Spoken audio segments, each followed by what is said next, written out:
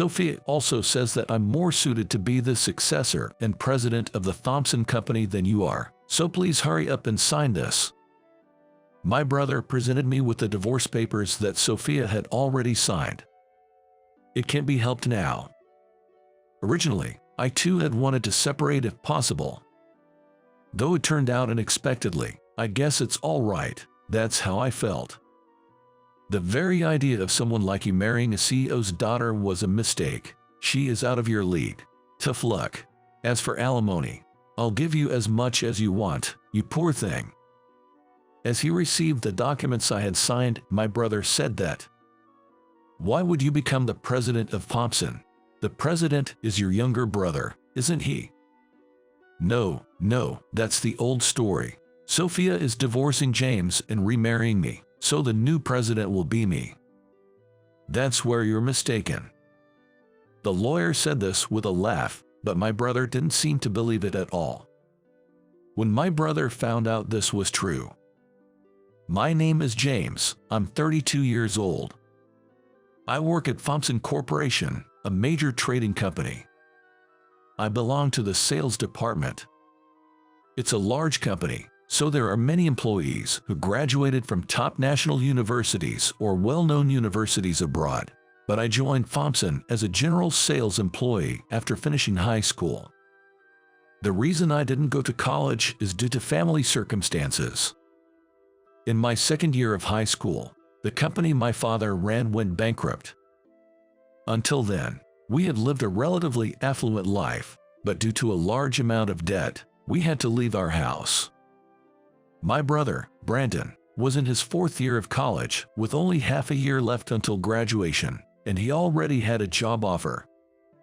Thanks to our parents scraping together just enough for his final semester's tuition, my brother was able to graduate from college and left home as soon as he started his job. As for me, I still had half of my high school life left. Fortunately, my grades were good, and I was able to graduate with the help of a scholarship, but there was no way I could afford to further my education. My parents asked my brother if he could help me with my education, but his response was cold. "I just started working, you know. I can't afford that at all. Sorry, but James will have to find a job." After being told that, I gave up on further education and got a job. I considered going to college on a scholarship, but the debt my parents had was too overwhelming. I could see a future where, if I went to college, one of them would collapse during those 4 years. If only my brother had contributed even a little to our household expenses, I might have been able to make it through by working part-time, but we didn't receive a single penny of support from him. On the contrary, he frequently demanded money from our already struggling parents, claiming his life was tough. While apologizing to me, my parents were still sending him some money every month. Honestly, I was furious. After all, I had given up on my education to work, yet my brother, who had graduated from a reputable university and secured a good job, was still depending on our parents. Isn't that money coming out of what I earned? Looking back, I realized my parents had always been lenient with my brother since we were kids, and I sighed at the memory. I just focused on doing my best at work. Perhaps because of my efforts, I gradually gained recognition at the company, and my sales performance topped the charts, regardless of my educational background. Our company, a trading firm with an annual turnover said to be around $300 million, mostly makes its sales from our own brand products. Recently, our collaboration items with popular favorite characters have been doing well. We handle character merchandise that even young children can afford at dollar stores, up to wrapped furniture of favorite characters costing up to $10,000. I was the one who proposed the collaboration with these favorite characters. Initially, no one paid any attention to such an idea, but by steadily increasing sales from smaller items, at some point, my work caught the attention of President Thompson. "That's interesting. Let's incorporate these favorites into our brand without sticking to stereotypes. Let's have James, who brought up this idea, take charge." With a single word from the president, I became the head of that project, and it turned out to be a huge success. In my 20s, I was promoted to the head of one of the 3 sales departments, the second sales department. And that led to a certain encounter. It was at the company's anniversary party. "Are you the sales department's hope that Dad mentioned?" Suddenly, a stunning beauty approached me with that question. That woman was Sophia, the president's only daughter. I had heard that the president's daughter was beautiful, but she was far beyond my expectations. I fell in love with Sophia at first sight. Sophia was 2 years older than me and had been divorced before, making her what you might call a divorcee, but I just couldn't help wanting to marry her. Sophia accepted my proposal, recognizing my potential for the future. However, when I went to ask for permission to marry, Sophia's father, the president, didn't look very pleased. "Sophia is our only daughter, born to us in our later years, and we may have spoiled her too much. I'm worried it might be tough for you. I can overcome any hardship as long as I'm with her." I desperately persuaded President Thompson, and he gave us his blessing to marry. Sophia wanted a lavish wedding, but President Thompson preferred a small, intimate ceremony since it was her second marriage, and I wasn't keen on anything too flashy either, so we settled for just taking photos with our parents. That was because I didn't want to invite my brother. Ever since I started working, my brother had continued to receive financial support from our parents without fail. He never visited home and only maintained a relationship with our parents through the money they sent him. Who would want to invite someone like that? Sophia seemed unhappy, but she appeared to be satisfied since we splurged on our honeymoon. We started our married life in the top floor of a big apartment, but our happiness was short-lived. That feeling vanished all too soon. "Why are you coming home so late every day?" "Sorry, it's our busy season, and I might have to work overtime for a while." "Which is more important to you, me or your job?" Sophia began to accuse me with the kind of cliched phrases you often hear. She was incredibly possessive. She would contact me at any time, and keep doing so persistently until I responded. It didn't matter to her whether I was in an important meeting or in the middle of negotiations with a crucial client. And it's not as if she was particularly affectionate towards me, worried, or jealous. She simply didn't like it when things didn't go her way. Proof of that was her refusing to even speak to me when she wasn't in the mood. There were times when I'd come home to find her not there, and she wouldn't contact me until the morning, having been out with friends. After a year of marriage, I was utterly exhausted. I had heard that her previous marriage ended because her husband was selfish and left her, but now I could understand why he might have felt compelled to leave. But Sophia was the daughter of the president, and I had begged her to marry me. It wasn't so simple to just call it quits. I tried my best to improve the situation. After all, she was someone I had once been so in love with that I had asked her to marry me. There was still love there. We had many discussions, trying to fix our flaws. And so, a seemingly calm life continued for a year. A little while into our second year of marriage, an unexpected visitor came to our house. "Wow, you're living in quite a nice place," as expected of Thompson's manager. My brother, whom I hadn't seen in years, looked too young and handsome for his age, 37 years old. Many people are deceived by his appearance. Even our parents have continued to dote on their son from childhood, managing to scrape together his college tuition and continuing to send him money even after our family's finances had collapsed. But why had he suddenly decided to visit now? Though I found it strange, he was still my brother, and I couldn't just turn him away. I welcomed him into our home and entertained him along with Sophia. "Sorry for dropping in unannounced. I wasn't invited to your wedding, and I haven't sent you a wedding gift either, so I decided to just come by." My brother said this and brought out an ostentatiously tacky vase, suggesting we display it in our home, That day passed without any particular issues, and we had a normal conversation before he left. Your brother, I had seen him in photos, but he's much more charming in person, and the wedding gift was lovely. Such good taste. Sophia excitedly told me this. It was irritating, but I had to admit, my brother was as handsome as an actor.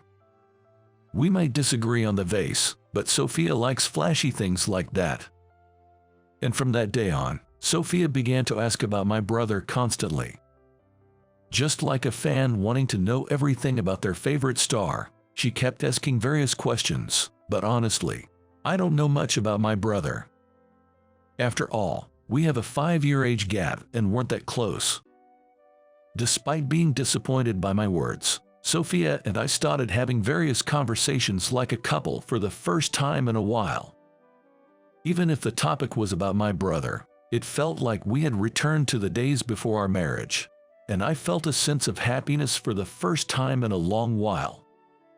My brother also contacted me a few times, thanking me for the hospitality and saying things like, "We're the only 2 brothers in this world, so we should get along better from now on." I was somewhat pleased by his words. The resentment I had harbored against my brother for so long seemed to be fading away. A few months after I started communicating with my brother, something unexpected happened. "Please divorce me." I was shocked by the sudden request. Even though I had felt like separating at times, I never expected her to suddenly say something like that. When I asked Sophia for a reason, she just kept saying she didn't want to talk about it and that she wanted to divorce no matter what. "Let's calm down and talk about this. Why don't you go back to your parents' house for a while?" But when I checked, she hadn't gone there, which made President Thompson and me quite worried. Sophia sent a message to my cell phone saying she was fine and not to look for her, but there was no further contact after that. What on earth was going on? Just when I started thinking about consulting the police, my brother called again. "Sorry, I'm a bit busy right now and can't really talk." "Actually, that's what I wanted to talk to you about, so I called." My brother said something strange and set up a meeting at a certain diner. I had a bad feeling about it, but I couldn't just not go. I decided to go to the designated place. "Sorry for calling you out like this, but I thought it'd be easier to talk in a place with other people around." As I wondered what he meant, I had a feeling I knew what kind of conversation was coming. "Divorce Sophia, she's saying she wants to remarry me." Just as I thought. So that was the ulterior motive behind my brother's sudden visit. He chose a diner with people around to prevent me from making a scene in anger.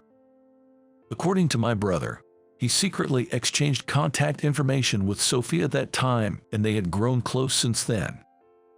Sophia says I'm more suited to be the successor and president of Thompson, a glamorous handsome man, rather than a plain guy like you. So hurry up and sign this. My brother handed me the divorce papers that Sophia had already signed. It can't be helped. Originally, I too had thought about separating if possible. Though it turned out unexpectedly, I guess it's all right. That was how I felt. The very idea of someone like you marrying a CEO's daughter was a mistake. She is out of your league. Tough luck.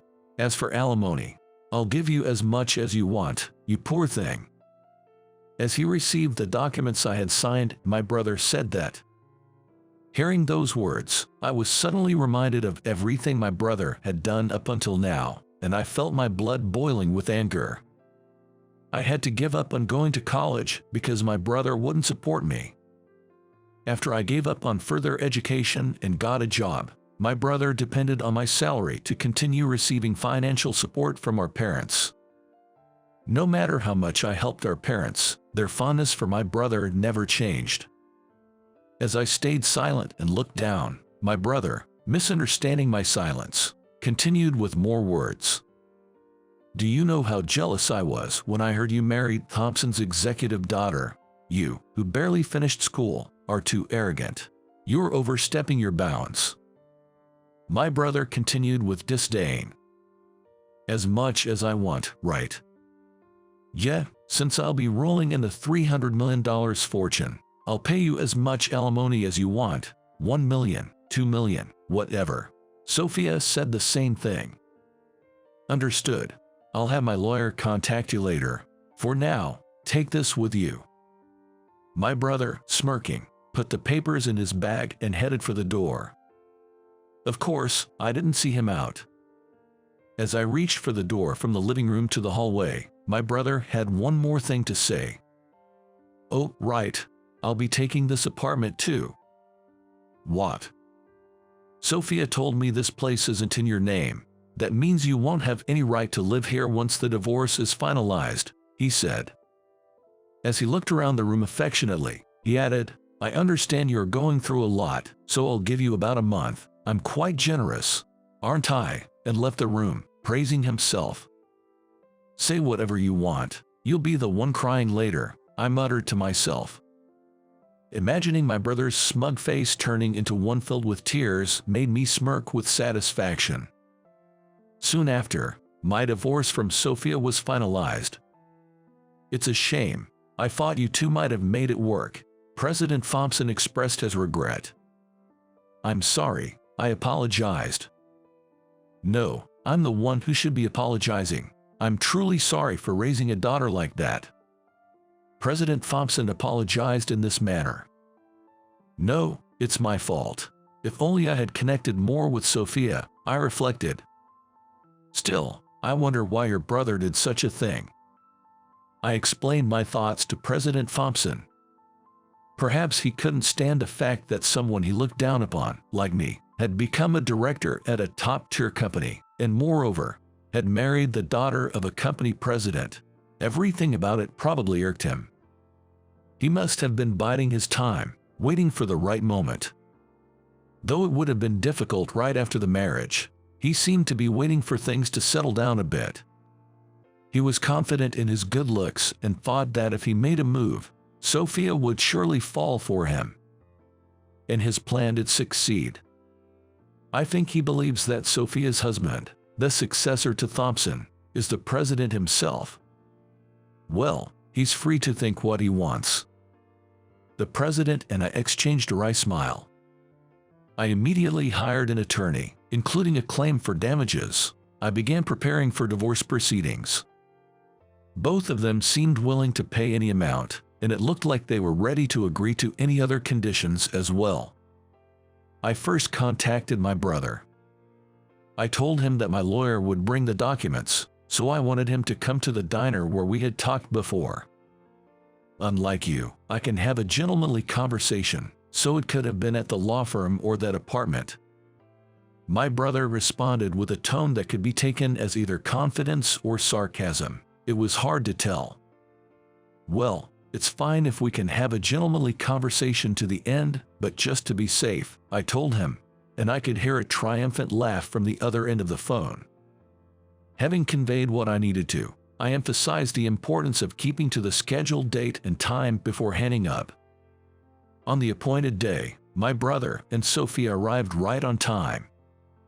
Both were clad in high-brand suits, brand watches, and accessories that looked expensive at first glance. According to the lawyer, being a handsome couple, they both suited their attire very well.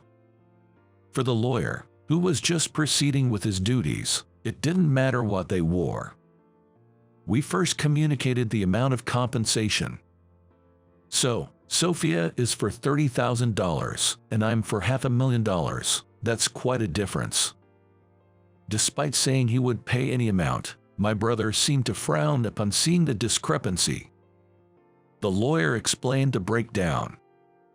Firstly, since the marriage with Sophia lasted only 2 years, that amount was deemed reasonable. I was satisfied with that. Why am I being charged so much then? The lawyer explained that, like Sophia, the compensation for the breakdown of the marital relationship was $30,000, but there were other factors involved. First, there's the matter of your parents' debt. What? Since starting work, James has been helping with the repayment of your parents' debt. Thanks to him, The total amount of debt has significantly decreased, but we would like you to share in that burden. The total amount I had helped with my parents' debt repayment was about $500,000. We decided to include half of that, $250,000, in the compensation amount for my brother. Then, there was $200,000 for the support my parents had provided to my brother from my earnings over the years. Over 14 years, that amount seemed reasonable. We wanted that repaid. And on top of that, we added $20,000 as interest, making a total of $500,000. I thought he might claim something like $1 million or $2 million, but he's a petty man after all. I'm disgusted. Even though he's my brother. All right, I'll pay. Upon hearing the breakdown, my brother had a bitter expression on his face, as if he had bitten into a sour grape, but he grudgingly agreed. With this, we agreed on the amount of the settlement. We obtained both of their signatures on the documents. Next was the division of assets. At this point, my brother gave a sly grin. He must have involuntarily smiled, imagining the apartment, the car Sophia drove away in, and all the rest. However, the actual details were not as he had imagined. Firstly, regarding that high-rise apartment, it belongs to Thompson, so Sophia cannot return there anymore. What?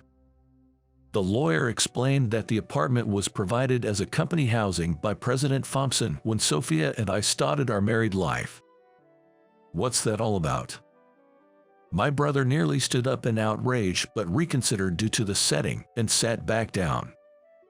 Since Sophia said I didn't own it, my brother apparently assumed it was hers. In fact, it seems Sophia thought so too. After all, Daddy said that place should be my home. The car is also treated as a company car, so please return it. What? My brother was taken aback by each statement from the lawyer. The lawyer methodically explained that most of the smaller assets were also owned by her father, President Thompson. As the discussion progressed, my brother seemed to be biting his lip and trembling with frustration, but he still held on, perhaps thinking he would end up with something significant in the end. The lawyer explained that most of the assets used during the marriage did not belong to Sophia and that I would take all the savings. Why is that? The savings made during the marriage should be split between the spouses. My brother almost stood up again but managed to restrain himself. That's because most of the income earned by James during the marriage was spent by Sophia. What remains is roughly the amount that James had saved before the marriage. My brother involuntarily glared at Sophia, who was pretending to be oblivious. I wasn't extravagant. I was just living a normal life. Sophia genuinely seemed to believe that. After all, as the daughter of a company president, she's a woman who has never known hardship or restraint. She would spend my earnings frivolously, and whenever that wasn't enough, she'd naturally expect her father, the president, to cover the shortfall. My brother bit his lip but took a deep breath and endured it. I had to admire his patience, even though he was my brother. Thus, the settlement between Sophia and me regarding the divorce was completed. Finally, it was time to address what my brother had been eagerly anticipating. So, when should I start showing up at Thompson? Obviously, I can't just become the successor overnight. I need to get accustomed to the company's operations a bit. What? Now it was the lawyer's turn to be puzzled. No, I mean, now that Sophia is divorcing James and marrying me, I'm going to be the successor, right? The next president is me, isn't it? I mean, becoming president overnight just because we got married seems a bit much. Saying this, my brother smirked smugly, imagining the moment, as the lawyer shared with a wry smile. Why would you become the president of Thompson? The president is your younger brother. No, that was before. Sophia is divorcing James to marry me, so the new president is me. That's exactly the misunderstanding. The lawyer said that while laughing, but my brother didn't seem to believe it at all. In the end, my brother refused to believe anything the lawyer said that day. Later, a meeting was arranged in President Thompson's office to explain the situation to my brother and Sophia again. So, I'm not letting Sophia inherit anything from our company. In other words, she's disowned. Daddy, that's terrible. What's terrible? Think about what you've done up to now. I paid all the compensation to your former husband, and I've cleaned up all your messes. Sophia had a history of holding executive positions in her father's company but never lasted long in any role, often dipping into company funds for personal use and causing several businesses to fail. Therefore, she was no longer given work, and in hopes that marriage might settle her down, she was married off to a company president through an arranged marriage. However, her self-centered behavior continued, leading to another divorce. I had hoped that James might be able to handle Sophia well, but it has come to this. If that's the case, I'll make sure to properly discipline Sophia this time. I've looked into your background, and I seriously doubt you're cut out for that. President Thompson, the president, sharply rebuked my brother. My brother is the same type of person as Sophia. With his good looks and spoiled upbringing, he behaves like a king wherever he goes. As a result, he has never succeeded anywhere, hopping from job to job and relying on our parents for support. I'm appointing James as the next president. I've already got the approval from the shareholders meeting. James is my successor. Brandon, do you even understand what a corporation is? Just because you're the president's son-in-law doesn't mean you can just become the president on your own. I was recognized by the shareholders based on my achievements. Hearing this, my brother slumped down dejectedly, while Sophia, seemingly feeling no more than a child scolded by a parent, stormed out of the president's office. After that, I was officially adopted by President Thompson and became the successor to the Thompson family. Actually, this had been discussed when I married Sophia, but I couldn't bring myself to go through with it, considering my parents. Despite being treated differently from my brother, they are still my biological parents. But my parents were complicit. They thought my brother marrying Sophia would secure their own future. I decided to disown my parents. President Thompson, who disowned his daughter, and I, who disowned my parents. Bound by our shared understanding of each other's pain, we became a family tied together by a harsh bond. I came from a poor family and built Thompson into what it is today, after losing my wife, who was by my side during those times. At a young age, I spoiled Sophia too much out of pity, raising her to be the person she is now. President Thompson, no, my father, said this with a sad look on his face. He knew me well, having been with the company since right after high school graduation.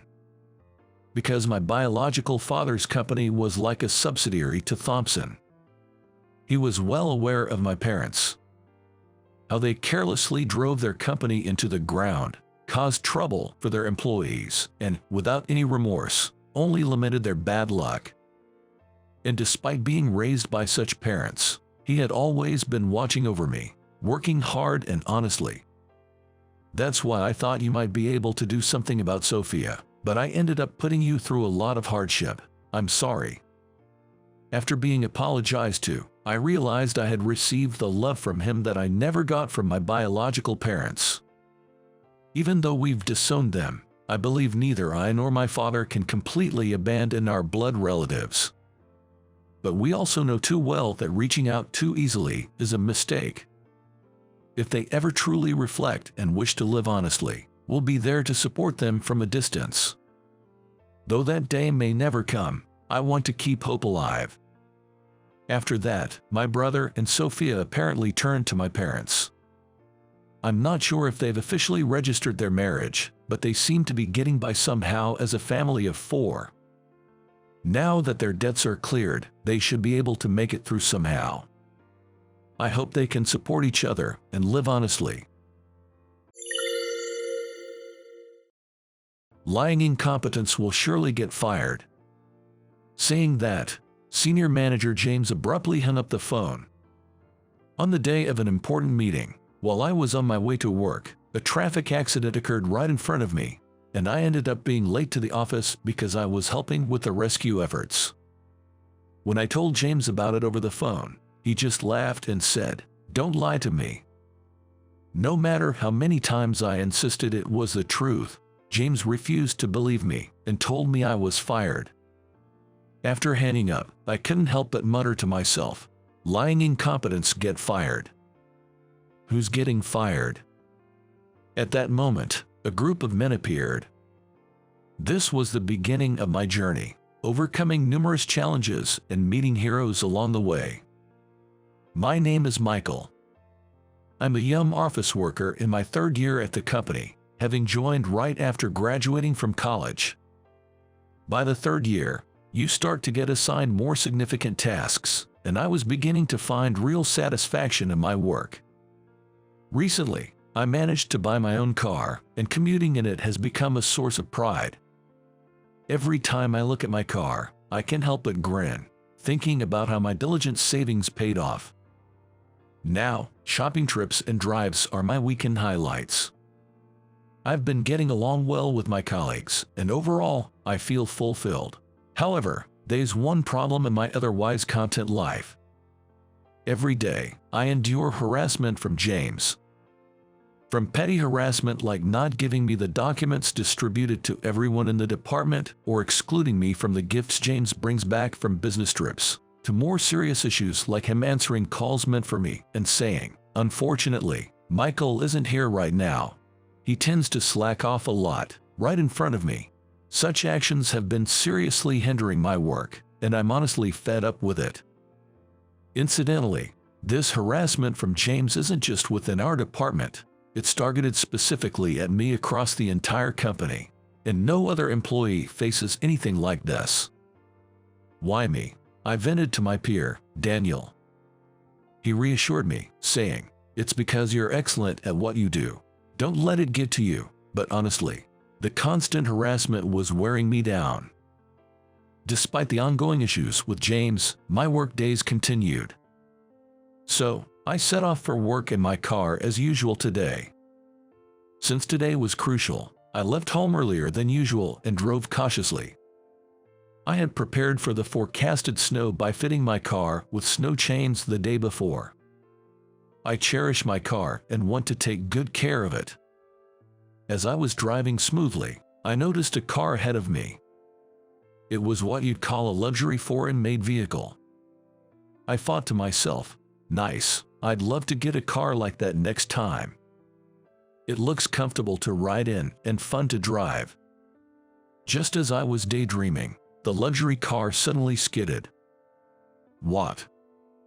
I exclaimed, and almost simultaneously, the car crashed into a lamppost with a loud bang. I quickly pulled over to the side of the road, jumped out of my car, and rushed towards the damaged vehicle. When I ran over to the car, I saw a man in the driver's seat. The airbag seemed to have deployed properly. I managed to open the driver's side door and asked the man, "Are you okay?" Then, I heard a faint, from him. It seemed like he might have hit his head. He appeared to be injured. Looking around, I noticed there were no pedestrians, likely due to it being earlier in the morning than usual. There was no one passing by. I quickly went back to my car to grab my cell phone and called for an ambulance and the police. After explaining the situation and urging them to hurry, I decided to administer first aid to the driver. I have some basic knowledge of first aid from regularly attending courses in my neighborhood. That said, I'm just an amateur, so I can only do basic things. But it's better to do something than nothing at all. "Can you hear me? I've called for an ambulance." I shouted while tapping the driver's shoulder, and he let out a weak caw. Just to be safe, I checked his pulse at the carotid artery and was relieved to find a steady beat. He seemed to be conscious. Moving him carelessly might not be wise, especially since he appears to have injured his head. Laying him down on the snow-covered road wasn't an option either, and it would be difficult to move him by myself.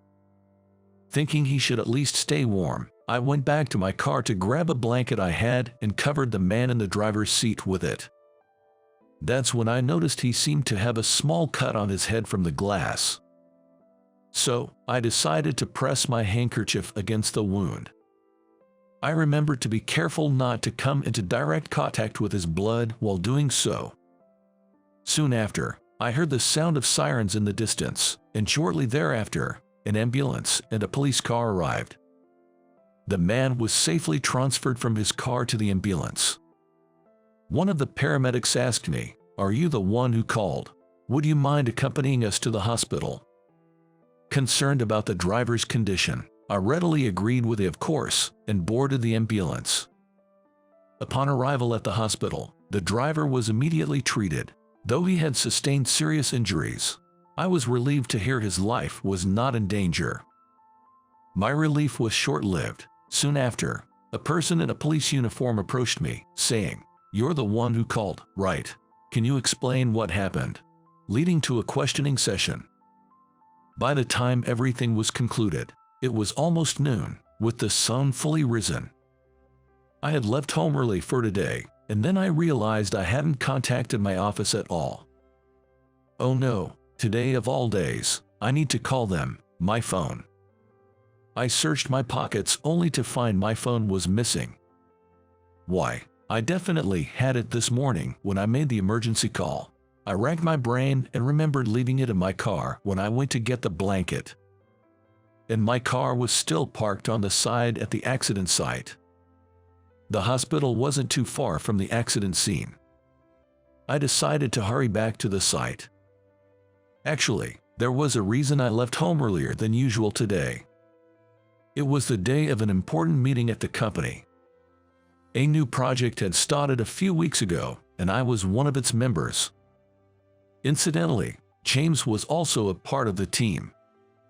Today was the day we were to present our directions for the project. I had prepared the necessary documents, but they, along with my laptop, were all in my car.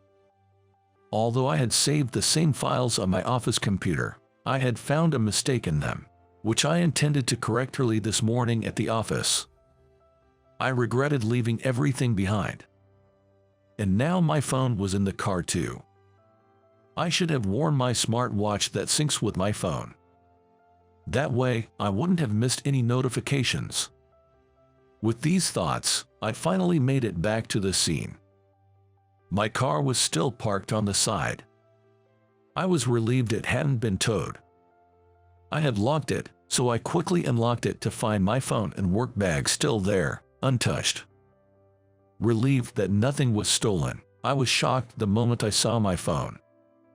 The sheer number of missed calls and messages on WhatsApp was overwhelming. This is bad. Sweating profusely, I hastily tapped the screen and called my office, only for James to answer. "Hello." It's Michael." "James, it's Michael." I was so flustered I introduced myself twice. It's you. So you finally decided to skip out, and on the day of an important presentation, no less. It's not like that. There's a reason actually. I proceeded to explain everything about the accident. And that's why I left my phone in the car. At that moment, I heard James let out a chuckle. "Ha. Who's going to believe such a story? As if an accident would just happen to occur right in front of you. Just admit you were slacking off." Frustrated by James's condescending tone, I insisted. "It's the truth. Please believe me." "Yeah, lies. Ever heard the saying, liar today, thief tomorrow?" It was clear he wasn't going to believe me. As I was despairing, he said, "By the way, about today's presentation, I used the documents you saved on the company computer, presented them under my name. Thanks for the hard work." What? He presented my work under his name. "Yeah, I hadn't prepared anything, so it was convenient to use yours. You didn't show up, and we couldn't reach you, so it worked out perfectly. Kill two birds with one stone, right?" "How is that a good thing?" I couldn't help but ask back. So you are saying you stole my work? I just made use of it, and it's been decided we're going with the direction of your documents. So, as it stands, those documents were made by me, which means you are no longer needed." Laughing loudly, James added, "Lying incompetents get fired right away. Too bad for you," and then he hung up. James's words echoed in my mind as the call ended. Lying incompetents get fired. Could I really be getting fired? I stood there, stunned. Then I heard a voice from behind. Who's being called a liar? Turning around, I saw a man wearing sunglasses standing there. He had a strong build and was dressed in a black suit. Who might you be? Could this man be part of the mafia? I was inwardly terrified by this sudden encounter. "Sorry for the suddenness, but I heard you helped my brother out.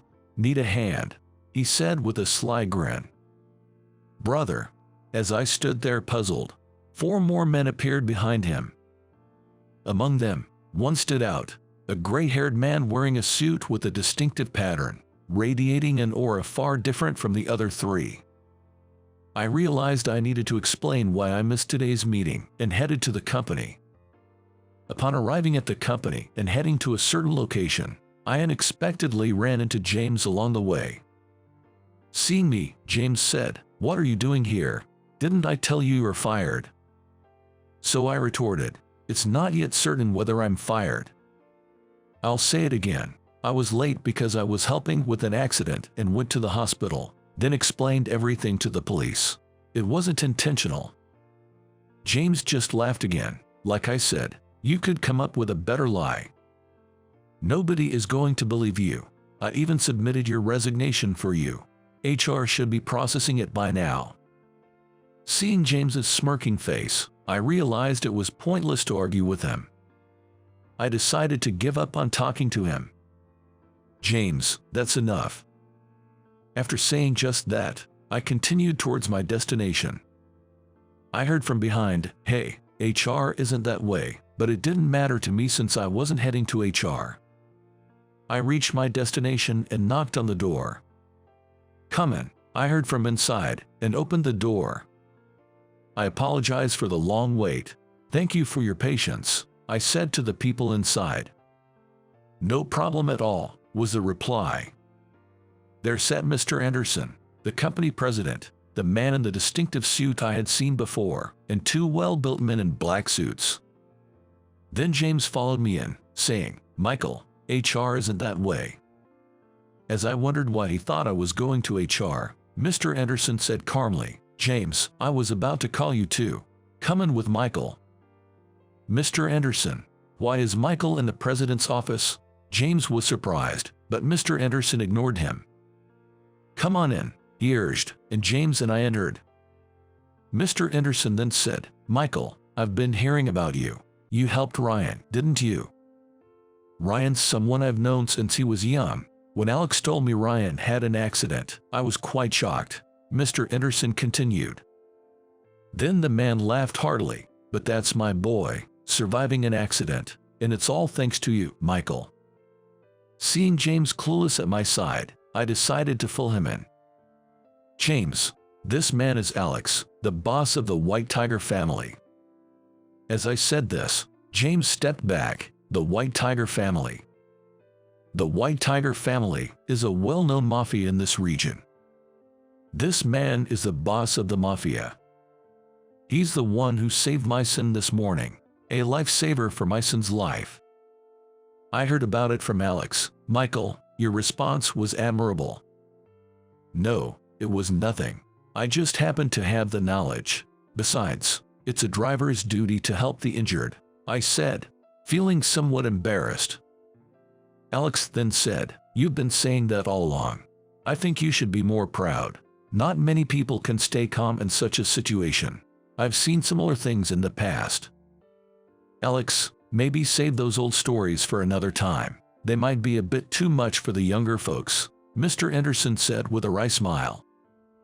As the 3 of us were talking, Alex suddenly asked, "So, Mr. Anderson, why is Michael getting fired?" James, who had been quiet until then, stepped forward as if this was his moment. Allow me to explain. This Michael, he not only missed an important meeting today but also didn't prepare the presentation materials.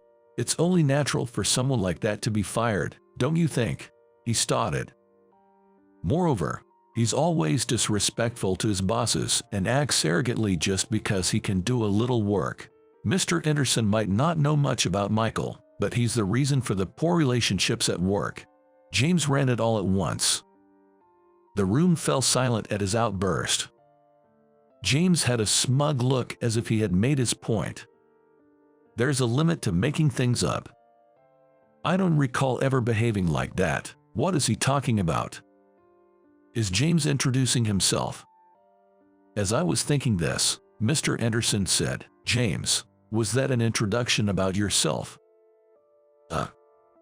James, not expecting Mr. Anderson to say that, was left speechless.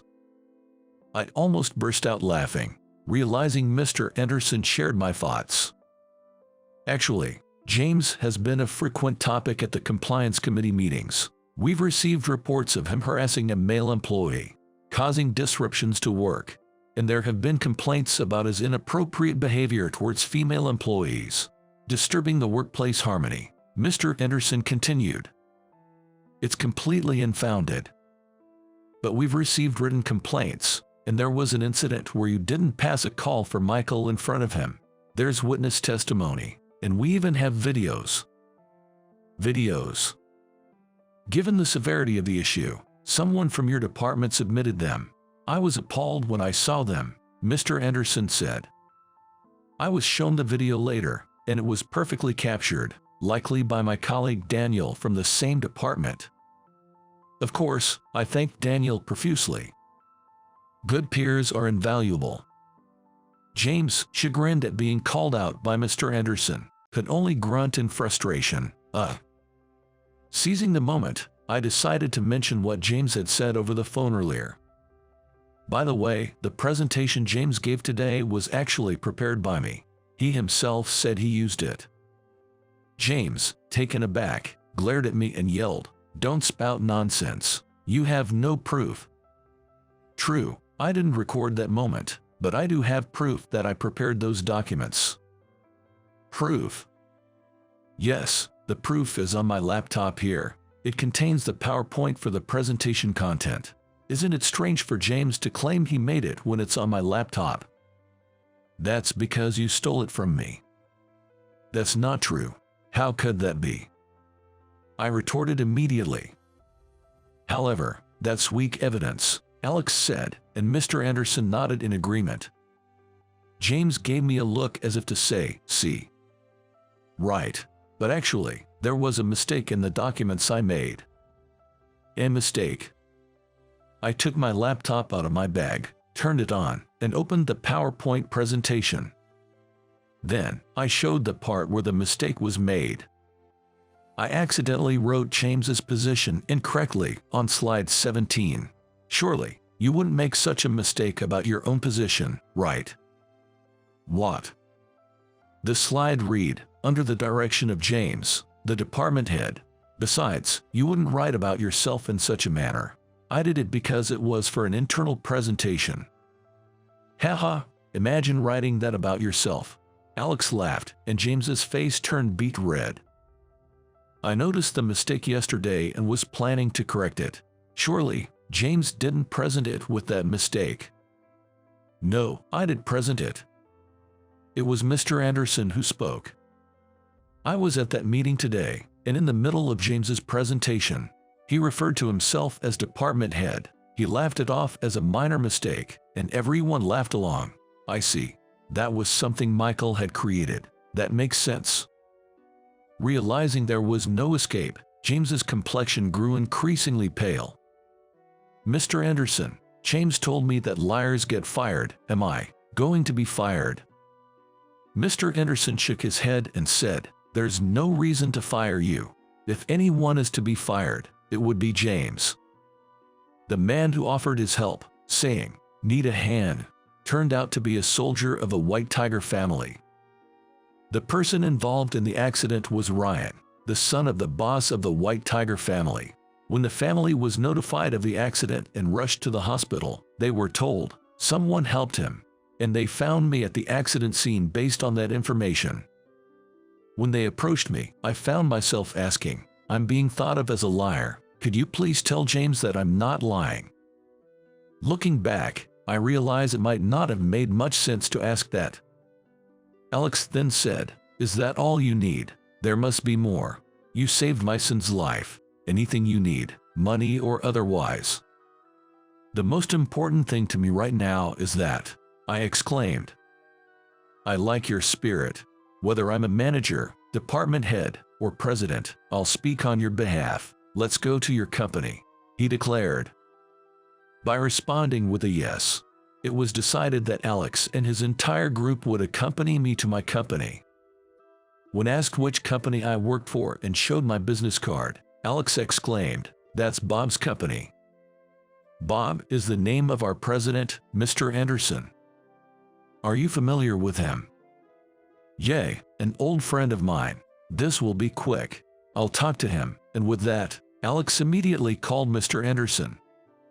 Upon answering, Alex informed him that the employee who saved his son's life is about to be fired from your company. It turned out Mr. Anderson and Alex were indeed old friends, and they were quickly allowed into the president's office. I also headed to the company in my car and went straight to the president's office. James was called in, and thanks to them, I was spared from being fired. Alex is incredible. The power of a boss. Alex, thank you so much. After James left, I thanked Alex again. "What are you talking about? We should be thanking you, but Michael, are you sure you don't want anything in return?" "Yes, I only did what was natural. Even if Ryan wasn't from the White Tiger family, I would have helped anyone injured. Please don't worry about a reward." But actually, I was once saved by a lifeguard when I almost drowned at sea. He told me, "If you ever see someone in trouble due to an accident or disaster, help them. That's how you can repay me." That's become my motto, and what I did was in line with that belief. Mr. Anderson, moved to tears, said, "Michael, you're truly inspiring." Alex remarked, "I knew you were the man I acknowledged." Interestingly, the two men accompanying Alex also seemed to be tearing up. "You're too pure-hearted," they said, "but I don't think I'm that special. I'm content just living by my principles, so I don't need a reward." However, Alex still seemed hesitant. The prospect of a grand gesture of gratitude was honestly a bit intimidating. Then, just like the lifeguard told me, "If you come across anyone in trouble from now on, please help them on my behalf. That's all I ask." "Understood, I promise. I'll make sure my soldiers and Ryan do the same." With those words, Alex made a promise to me.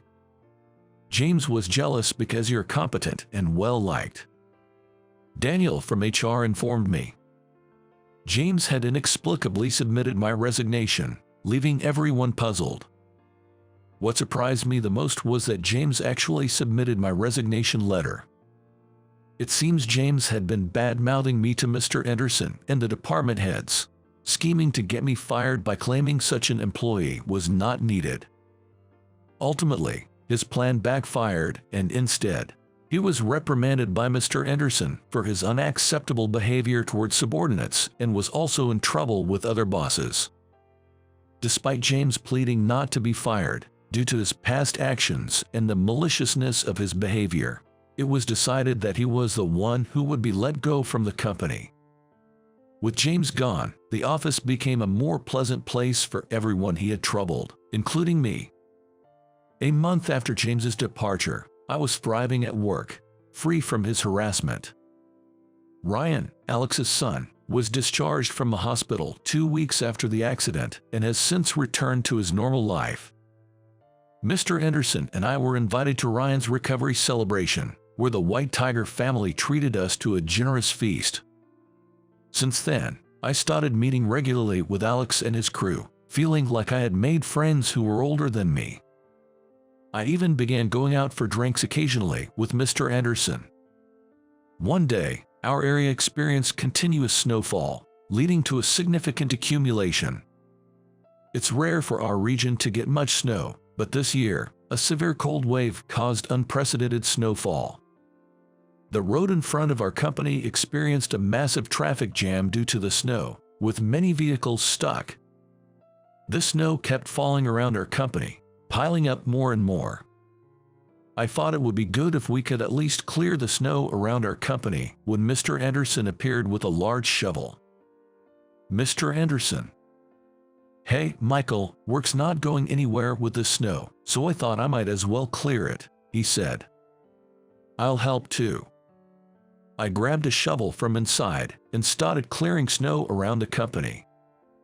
Seeing Mr. Anderson and me, other employees began to show up, saying, I'll help too, and we all started clearing snow together. While we were shoveling, I noticed the cars stuck on the road in front of us. The drivers must be having a tough time, unable to move because of the snow. I decided to make a gesture by providing some refreshments to those stuck. I bought a large amount of sandwiches and hot coffee from a nearby convenience store and distributed them to the people in their cars. Thank you. Let's all hang in there. We encouraged each other like this. Although this was all I could do, I hoped it helped, even if just a little. Ideally, we would clear the jam, but due to the snow, public transport had been down since the morning, and very few employees could make it to work. We were already doing our best just clearing the snow around our company. As we pondered what to do next, an unfamiliar sound approached. What's that? An earthquake, I thought, but then bulldozers and excavators appeared. Several of them arrived in a convoy. Is this a raid attack? I blurted out, perhaps influenced by my recent interactions with Alex and his group. Michael, we've come to help, shouted Alex, disembarking from a bulldozer. Alex, we're here too. Peeking out from other bulldozers and excavators were Ryan and the soldiers of a White Tiger family. Why are you here? I asked in surprise. Alex, you're late, Mr. Anderson said with a laugh. Sorry, it's been a while since I've driven one, so I'm a bit rusty. Alex laughed heartily. Bob contacted me and we thought we'd come to help with the snow removal, brought whatever vehicles we thought might be useful for the job. Excavators and bulldozers, really? I was surprised they even had such equipment. We've also called some acquaintances from around here, so more people should be arriving. Let's see if we can clear this traffic jam. We received reassuring words. The group Alex called included young women, muscular men, and men my age, among others. A diverse crowd had gathered. These people are my acquaintances and employees from our businesses. I've asked the owner of that restaurant over there to prepare some warm food, Alex explained. A young lady who looked like a nightclub hostess exclaimed, Alex, I have a bulldozer license, so I can drive it. Alex, I can lift cars, so just tell me what to do, said a muscular guy. I wondered how Alex had made such diverse acquaintances. Then, Mr. Anderson, Alex, the local residents, and I discussed and decided to work together on snow removal. We resumed our efforts with the goal of clearing the traffic jam on the road in front of us. We used shovels and snow dumps where bulldozers and excavators couldn't reach. A nearby store happened to have snow dumps. A woman who owned a cafe said, I don't have a snow dump, but I have a dustpan, and used it for shoveling snow, while a man who worked at a hostess bar used buckets for snow removal. People from various industries cooperated. Gradually, the snow situation stabilized, and with the help of bulldozers, excavators, and other equipment, we finally cleared the traffic jam on the road. Watching the cars gradually start moving again allowed me to finally breathe a sigh of relief. Good job, Michael. Alex praised me. Thank you. It was all thanks to you rallying everyone around, I responded. It was my turn this time since you helped Ryan, I just called on the soldiers, friends, and acquaintances, and they were willing to help. I haven't forgotten our promise. In the mafia, we take promises and honor very seriously," he said with a laugh.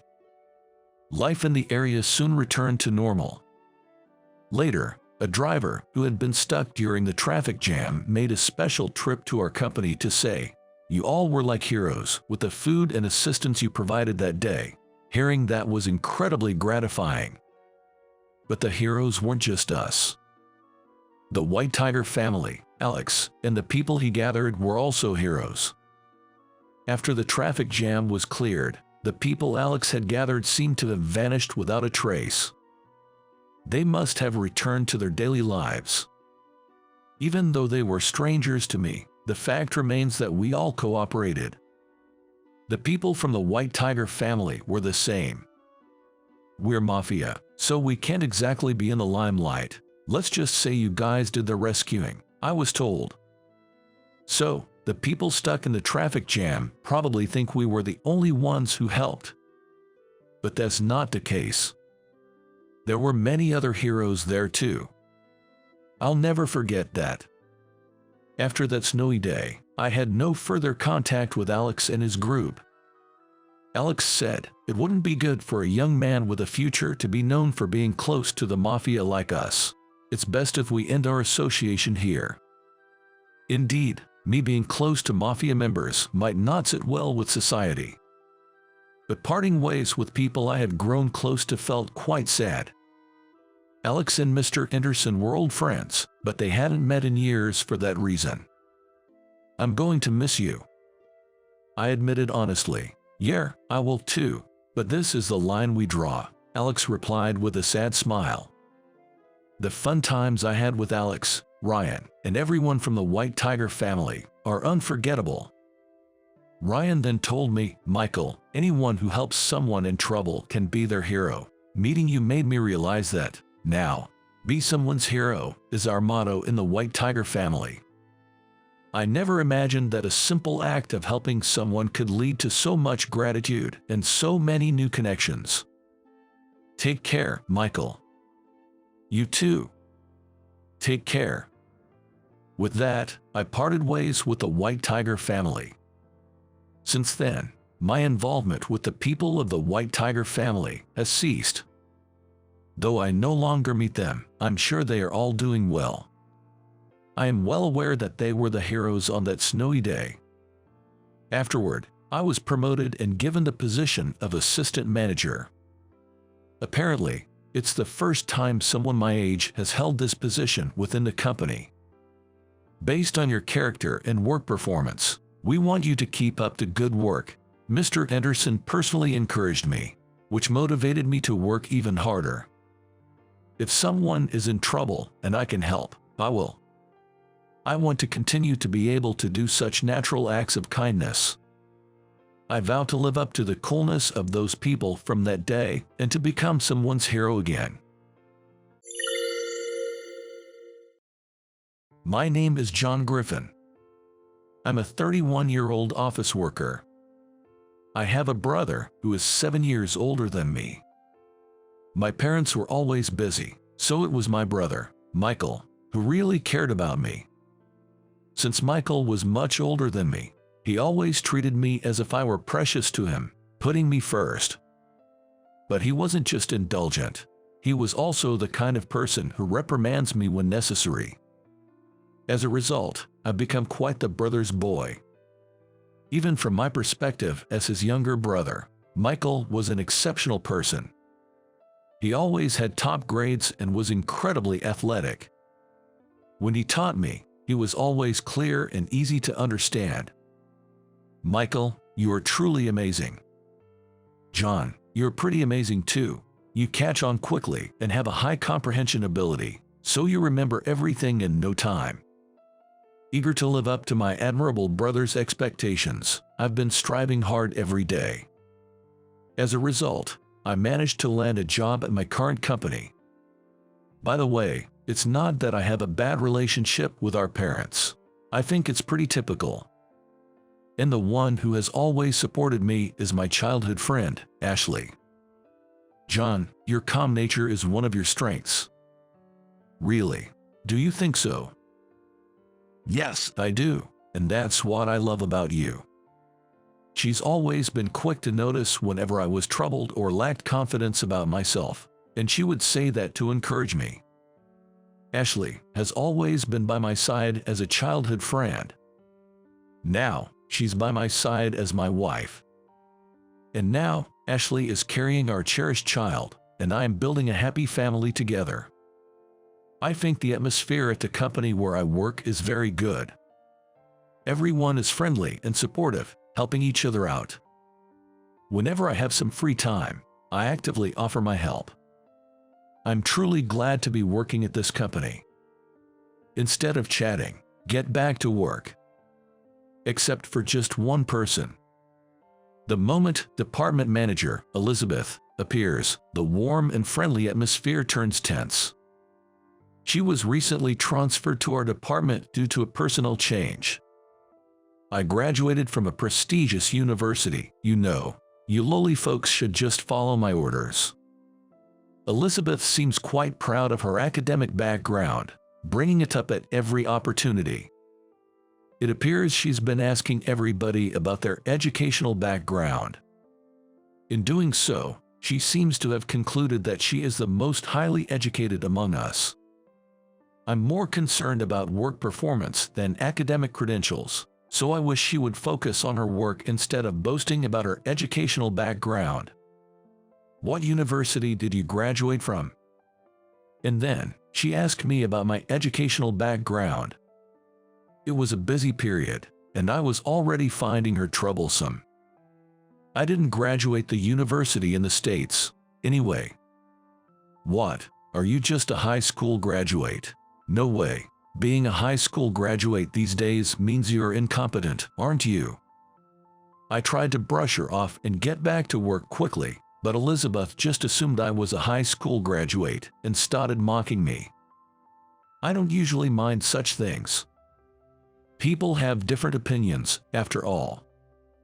Besides, Elizabeth believes that she, being a prestigious university graduate, is the most important and correct, and she doesn't need to listen to anyone with lower educational background. So, if she just looked down on me, I could ignore it, but hey you, the low-educated. Finish this job by tomorrow. Wait, Elizabeth, isn't this your job? And the deadline is supposed to be next week. Since you're incompetent, all you need to do is follow my orders. It's troublesome when she dumps her work on me and harasses me like this. My colleagues helped me through it, but the atmosphere in the department had turned tense and uncomfortable. John, are you okay? You seem a bit tired. As soon as I got home, I let out a sigh, and Ashley asked me about it. She works at the same company but is currently on maternity leave and unaware of the situation at work. I wanted her to focus on preparing for the baby, but I decided to vent a little. Actually, I've been targeted by someone troublesome, and she has been dumping her work on me. That sounds tough. If you want, I'm here to listen to more details. Taking advantage of her kindness, I ended up telling her almost everything about Elizabeth. I never imagined that our conversation would be passed on to someone else. John, can we talk for a second? Sure, what's up? One day at work, my brother, Michael, called out to me. Both Michael and I had moved out of our parents' house, and since we work in different departments and hold different positions, we rarely get the chance to talk. Even though we keep in touch regularly, I was puzzled why he chose this moment to talk. I heard quite a bit from Ashley. I couldn't help but smile wryly at his words. Ashley has been my childhood friend, which has also led to her having a close relationship with my brother. There's no romantic interest between them, and I worry about nothing because Michael is deeply in love with his wife. To avoid any misunderstandings, they've made a point of not meeting without me and my sister-in-law present, and they always show me any communication they have, just to be thorough. Now, he's showing me their messages exchanged as he speaks. I think it's a bit much, though. If you need me, I'm willing to step in. It's okay. Talking to Ashley made me feel a lot better, and for now, I'd like to see how things play out. Is that so? I smiled at my concerned brother and declined his generous offer. After that, we chatted about other things before parting ways. Hey, Elizabeth. Why is someone as incompetent as you getting cozy with Michael? Out of nowhere, Elizabeth confronted me, having apparently been watching us. Is she close to my brother? Weren't they almost 10 years apart in age? You have no right to casually talk to Michael. Stay away from him from now on. I have a question. What exactly is your relationship with him? We used to be in the same department. Well, I plan to make him mine someday. At those words, I couldn't help but widen my eyes in surprise. Is she aiming to make my brother her romantic partner? With his handsome looks and excellence, he's just perfect for someone with a high education like me. You do know he's married, right? I've heard such rumors, but he doesn't wear a ring, does he? I tried to hint that he's married without saying he's my brother, but Elizabeth wouldn't believe it. Indeed, due to certain circumstances, Michael is living separately from his wife and isn't wearing a ring. So, I understand the misunderstanding, but I wish she would listen carefully to the voices around her too.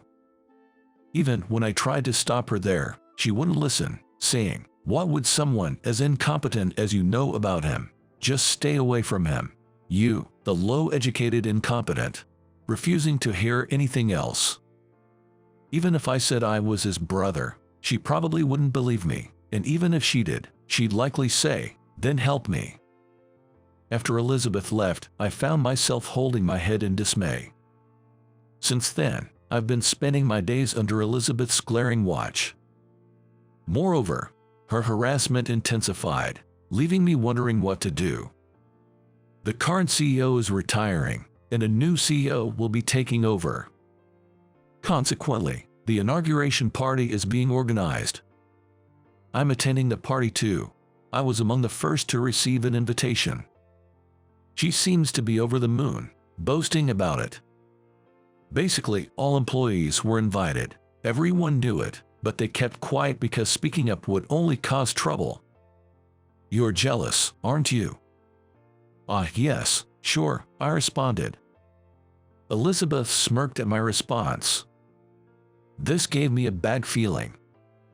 For a few days following that, Elizabeth was unusually quiet, as if nothing had ever happened. Then, on the day of the party, due to some circumstances, I had to arrive at the venue early. What? There's no seat for me. After chatting with the new CEO, I tried to check my seat with the hotel staff, but the response I got was that there wasn't any. Confused, I turned around when I heard laughter behind me. Elizabeth. You look so foolish. Elizabeth pointed and laughed at me. I couldn't believe it, though. I had your seat removed, she admitted. Why, how could you? The organizer for this party is actually my uncle, so I asked him to get rid of the seat for the low-educated. I was stunned that someone would actually do such a thing. As I stood there, flustered, I noticed someone looking at us in surprise. Their shocked expression actually helped me regain my composure. There's no seat for the low-educated, so you should leave. In the center of the party venue inside a luxurious hotel, I let out a deep sigh at the words spoken there. Being looked down upon and constantly mentioned about my educational background, I had reached my limit of endurance. Maybe this was a good opportunity to set things straight. I glanced at the person behind Elizabeth, who was visibly angry. Then, I'll be leaving. Really? Well then. Elizabeth looked surprised at my easy agreement. However, that quickly changed to a triumphant expression. Then hurry up and leave, she said. I'll go even without being told. So, I left the hotel quickly, just as she wanted. Imagining what would happen next, I couldn't stop laughing. Now, I wonder what fate awaits Elizabeth, who knows nothing of this. As I was slowly enjoying my coffee, a call from Elizabeth came through on my phone. I smirked and answered the phone. From the other end, I could hear Elizabeth's panicked voice. "Please, come back right now. I had no idea that you were." I couldn't help but laugh at the clearly distraught Elizabeth. "Did you not expect me to be the brother of the new CEO, Mr. Griffin, and the son of the former CEO, Mr. Griffin?" Indeed, the new CEO was my brother, Michael. He was also the one who had witnessed our earlier interaction. I glanced at my brother because I wanted him to stay silent until the party started. Otherwise, my brother might have ended up scolding Elizabeth right there. So, I sent him a look, asking him to keep quiet in that moment. "Unfortunately for you, Elizabeth, I indeed am the son of the former CEO, Mr. Griffin. Our father, the former CEO, Mr. Griffin, is a remarkable man whom both my brother and I deeply respect. One day, we discovered that he had fallen sick. Although he didn't have to be hospitalized, he did need to make regular visits to the doctor for a while. The question arose, who would take care of him? Both my brother and I were busy with work, and our mother had recently injured her leg. It was my sister-in-law who stepped up. Being a former doctor, she moved in with our parents to care for them. Of course, we also visited them regularly, and above all, my brother frequently traveled between our parents' home and his own home. My brother didn't move in with our parents because he's busy with taking over as CEO, often coming home late at night, so he frequently returns to his own place, which is closer to the office. For these reasons, it currently feels as though they are living separately. Additionally, my brother has a metal allergy, which is why he doesn't wear a ring. This isn't a secret. Most executives are aware, so it's not something we openly declare. Most of the executives knew I was part of the Griffin family, so I never felt the need to mention it to Elizabeth specifically. Really? Well, you probably wouldn't have listened to me anyway. This party was not only to celebrate my brother officially becoming CEO, but also to announce our father's recovery and to introduce my sister-in-law as his wife to the entire company. And there, I was to be introduced as his brother and also to be introduced as someone who would become his right-hand man in the future. However, Elizabeth's action of sending me away disrupted the plans, turning the event into an opportunity to reprimand her instead. While on the phone with Elizabeth, I opened a messaging app and saw a message from my brother, "Come back." So, I stood up and left the cafe. In fact, I didn't go back home. Instead, I waited while having coffee at a nearby coffee shop. This allowed me to return to the venue quickly. "Sorry to keep you waiting." As I entered, all eyes turned to me. While receiving such gazes, I headed towards where my brother and the others were. "Well, you must have hard time, John." There was my brother, smiling broadly, and Elizabeth, looking like she might cry. Seeing me, Elizabeth immediately began to apologize profusely. "I'm truly sorry. I can't accept your apology. I won't forgive you." Without looking at Elizabeth, I responded and smiled at my brother and the others. "Sorry for the trouble. Don't worry about it." My brother easily forgave me as I apologized. Then, he pointed at Elizabeth. It seemed he was giving me the chance to fight back against her before he enacts any punishment. I nodded with a smile and turned back to Elizabeth. "I'm not forgiving you because of the disrespect you showed to Griffin's family, but for what you did to me personally. I'm so sorry. You're only apologizing because I'm part of the Griffin family, right? If I were the low-educated incompetent you mentioned, you wouldn't apologize, would you?" Upon hearing that, Elizabeth's face turned pale. "Oh, there was it. I need to make sure to correct that part as well. By the way, I'm not a high school graduate. What? I graduated from high school in the States, but went abroad for university. Abroad? I haven't heard that from you before. Didn't I say I didn't graduate from university in the States?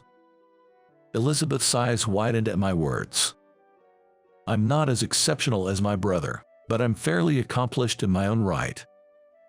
That's why I went abroad right after graduating from high school. Well, I don't go around bragging about my educational background like some people do. Such the low-educated incompetent, what would they? If I'm the low-educated incompetent, I wonder how excellent you must be. At that question, Elizabeth fell silent. Then, my brother stepped forward. We will consider the consequences of this incident carefully. At his words, Elizabeth's shoulders slumped in defeat. John, will you stay for the party? No, I'll be going home. I want to see my wife. I had planned to leave early after a brief introduction. After all, my pregnant wife, Ashley, was waiting for me at home, so I wanted to see her as soon as possible. Understanding this, my brother gave a wry smile, but this time I went home on my own accord. Hi honey, how was your day? You could have stayed a bit longer and enjoyed the party. The party is nothing compared to how important Ashley is to me. My beloved wife was waiting for me at home, and the thought brought a genuine smile to my face. I began to harbor special feelings for Ashley during our high school days. Back then, I was deeply troubled. Though I now hold nothing but respect, I felt a terrible inferiority complex towards my family members. My brother was outstanding since our school days, and our father was the CEO, while our mother originally serving as his secretary. Born into such an elite family, I felt almost crushed by the pressure. I have nothing. That's not true. You're amazing in your own way. My grades aren't even close to my brother's, and I've never been recognized in sports. You and your brother are different. Besides, you have something unique that only you possess. I had no confidence, feeling as though I had nothing to offer and that those around me looked down on me. Of course, no one had actually said that to me. My family, especially my brother, made time for me despite their busy schedules, but as an adolescent, I wasn't able to fully appreciate it. Ashley was the one who comforted and supported me through those times. She, who always had kind words for me, gradually became a special presence in my life. Thank you for everything, Ashley. It's nothing. I just can't leave you alone. Saying so, she supported me through countless times when I was on the verge of giving up. I've always struggled with expressing anger. Getting angry was exhausting, and avoiding confrontation seemed much easier. Because of my nature, I was often underestimated and entangled by others, leveraging my status as the CEO's son. If anyone messes with John, they'll have to deal with me. Ashley would stand up for me, driving those troublemakers away. Even if it meant getting hurt, she stayed by my side. I wanted to protect her, who has been so supportive. With that thought, I resolved to become stronger both mentally and physically, and accepted the offer to study abroad that my father had proposed. Aren't you going to tell Ashley? No, and don't you say anything unnecessary, okay? I left for overseas without telling Ashley anything. If she had found someone else by the time I returned, I decided I would give up. With that thought, I graduated successfully and was greeted at the airport by Ashley and my brother. Welcome back, John. After she said that, I confessed my love to her, and we began dating. Eventually, we got married, and now she's carrying our first child. Hey, Ashley, thanks for everything. What are you suddenly talking about? You talked to my brother, right? That's how I was able to fight back. So, of course, you've been special to me since we were kids. I can forgive anyone who hurts you," Ashley said with a smile. "I still have a lot to learn, it seems. To be protected by the person I wish to protect. How ironic. In return, make sure both our child and I are exceptionally happy, okay?" "Of course, I will." I firmly promised to make a happy life for Ashley and our future together. The next day at work, Elizabeth was nowhere to be seen. I learned from my brother about Elizabeth's circumstances. She was indeed transferred to our department due to a personnel change, but in reality, she was moved here because she had caused problems elsewhere. The issue was her stalking behavior towards my brother.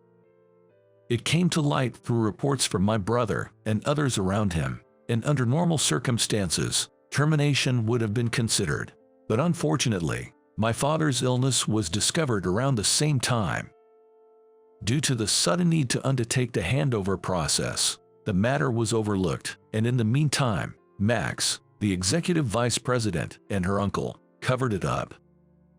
The matter was settled with just a departmental transfer. "You should have told me. I didn't want to worry you. You've always been gentle, not the type to lash out, but you worry enough to make yourself sick." That's irrelevant now, isn't it? I'm known for being too gentle and mild-mannered, according to those around me. Just because I don't get angry easily, doesn't mean I think I'm too gentle. So, what happened to Elizabeth and Max, the executive vice president? Both of them are currently suspended. Well, consider it a brief respite. My brother is very capable, but perhaps because of that, he shows no mercy. Anyone who has angered him in the past has faced severe consequences. I thought about Elizabeth's future. As a result, Elizabeth and Max were transferred to a newly established branch, effectively a demotion in disguise. The location is a remote island with surveillance, making escape impossible. However, the primary task is sorting emails that come from the main office. Beyond that, there's basically no work or entertainment. However, they had to work as a form of compensation for the trouble they caused us. I wonder how much stress they're under now. With those thoughts in mind, I get on with my own work. Due to this incident, I was appointed as the department head, an unusual promotion. Fortunately, since Elizabeth had already been delegating her work to me, I was able to take over without any issues. "Keep up the good work and climb the ladder. You're going to be my right-hand man someday." To live up to my brother's expectations, I'm continually working on improving myself. Years later, we now have 2 children. My brother doesn't have any kids, but he dotes on ours. Pursue the path you love. You don't have to force yourself to go to college, and on the other hand, it's okay to study abroad. But never forget to be considerate of others. Education doesn't determine everything. Make sure to see people for who they truly are. That's what we teach our children. I don't know what paths they'll take in the future, and they might struggle like I did. Even so, I'm determined to protect them together with Ashley. You are still single. My wife is a beautiful secretary, a world apart from a less educated and a poor guy like you. After 30 years, I thought I was reuniting with an old classmate, but David was quick to look down on me. I understand his desire to boast since I was the only one among our classmates who couldn't pursue further education after junior high. He also seems eager to spread the word about his wife being beautiful and hard-working. If my family hadn't been poor, I wouldn't have had to work right after junior high, and I could have attended a better high school than David. In that sense, I was considered a loser back at that time. Then, a woman in a navy blue suit came back with food on a plate. "So, she's David's much bragged about beautiful secretary. Let me introduce you. This is my wife, Michelle. Beautiful, isn't she?" While she might be considered beautiful, her makeup is a bit heavy. Michelle started trembling when she noticed me. My name is Michael Richardson, and I'm 45 years old. I run a construction company called Richardson, which employs 7,200 people. Hearing this, you might think I've led a privileged and elite life. But in reality, it was anything but privileged. It was a continuous struggle and frustration. First of all, the family I was born and raised in was extremely poor.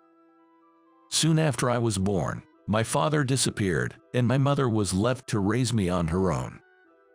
I don't even remember having snacks, and our special treat was the bread crusts my mother would fry in oil occasionally. Without school meals, I would have probably collapsed from hunger on my way home from school. Can you imagine, in this wealthy country of America, a child constantly being hungry? Since we couldn't afford games and toys, I naturally turned to studying whenever I had free time. Maybe as a result, my grades were always top of the class from elementary school. I was well regarded by teachers, and during my time at school, I could forget about the hardships of poverty. Even after entering junior high, my grades remained excellent, and I was respected by other students. I was recognized for my leadership skills and served as class rep and student council president, leading a fulfilling school life. Everything changed at the end of my second year in junior high when it was time to decide on my future path. Both my mother and my homeroom teacher, Mr. Thompson, looked troubled.